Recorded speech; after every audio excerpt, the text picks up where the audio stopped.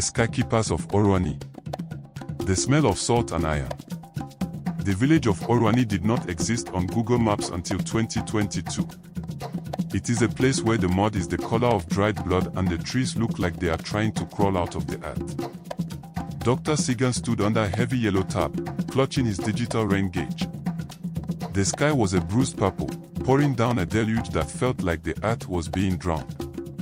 The water level is up another 10 centimeters, Sigan shouted over the thunder. If this continues, the bridge site will be gone by morning. We need to evacuate the equipment. Relax, Doctor, Chief Omin said, leaning against a rusted bulldozer. He was chewing on a bitter cola nut, looking completely unbothered by the fact that $2 million worth of Caterpillar machinery was half submerged in mud. The skykeepers are coming. I sent a message this morning. Chief, with all due respect, I am a hydrologist, Sigan snapped. Unless those keepers have a fleet of silver-eyed planes for cloud seeding, they aren't doing anything. This is a tropical depression. It's meteorology, not magic. Chief Omin spit out a bit of cola nut. Doctor, you have many papers. But do you have the ears of the spirits? No. You only have a plastic ruler. A small, battered white van pulled up. Out stepped the three experts. First was Mama F. She was wide-hipped, wearing a faded wrapper and a t-shirt that said Gucci in peeling gold letters. She smelled like smoked catfish and peppermint. Second was Pojo. He wore a dirty sleeveless undershirt and shorts. He had been a Danfo bus driver in Lagos for 30 years. His eyes were milky with cataracts, but he walked like he owned the ground. Third was Chidi. He was a thin boy with a stutter, carrying a heavy goatskin bag. Sigan stared at them.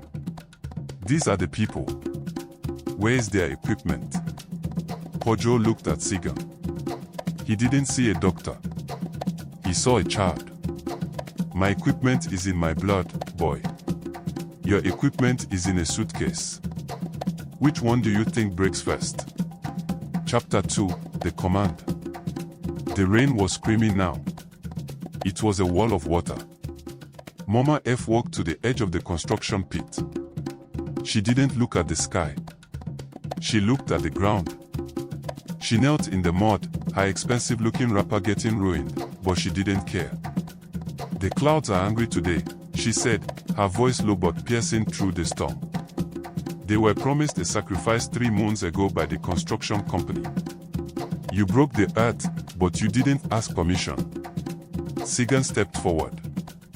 Ma'am, we have environmental impact permits from the federal ministry. Does the ministry own the air? Pojo interrupted. He pulled a small, knotted wooden staff from Chidi's bag. It wasn't fancy. It looked like a branch someone had kicked off a path. He began to draw a circle in the mud. He poured a clear liquid, local gin, into the center. Son, Pojo called out. He didn't scream. He spoke like he was calling a dog. The guest is tired of the rain. Open the door. Chidi began to beat a small drum. Thump-thump. Thump-thump. It matched the rhythm of Sigan's own heart. Mama F stood up. She reached into her pocket and pulled out a handful of white chalk, Nzu. She blew it into the air. In any other world, the chalk would have been washed away instantly by the downpour. But it didn't. The white powder hung in the air, glowing, resisting the rain. It formed a floating ring above their heads. Then, the scientists began the study. They didn't use calculators. They used names. They called the names of the 7 winds. They called the names of the ancestors who had died during the Great Flood of 1968.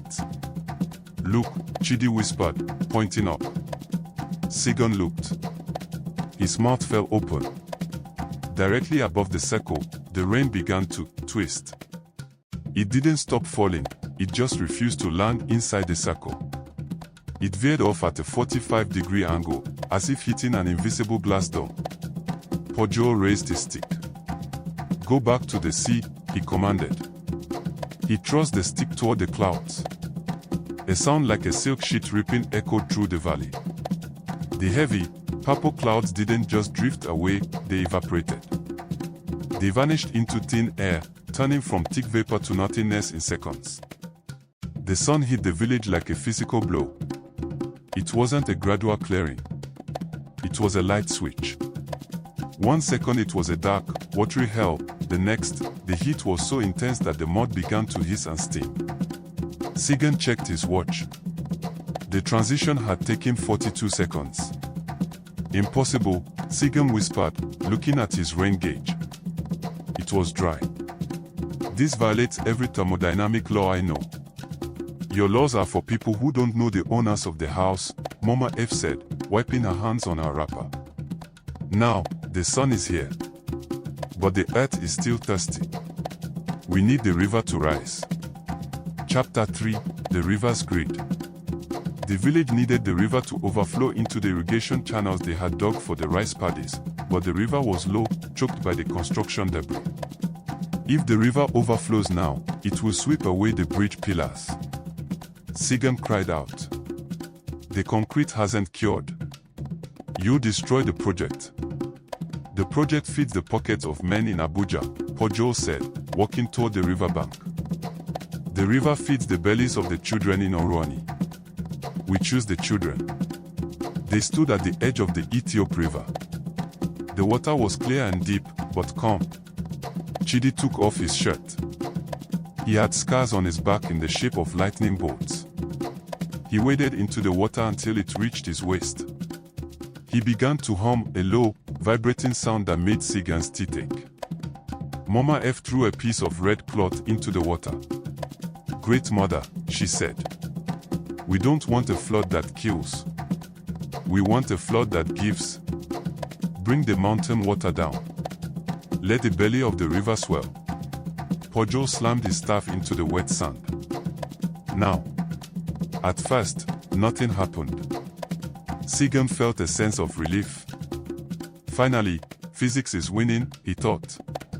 Then, he felt it in his boots. A vibration.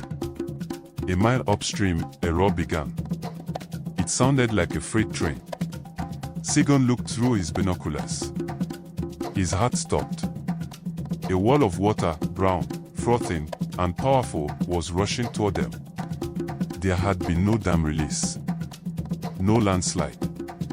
No rain upstream. The water was simply appearing. Run to the high ground. Sigan screamed at the workers. But the skykeepers didn't move. They stood there as the water rose. It climbed the banks. It spilled into the irrigation trenches with surgical precision. It bypassed the bridge pillars as if guided by invisible hands, curving around the wet concrete without touching it. The river rose 5 feet in 3 minutes. It was a controlled explosion of nature.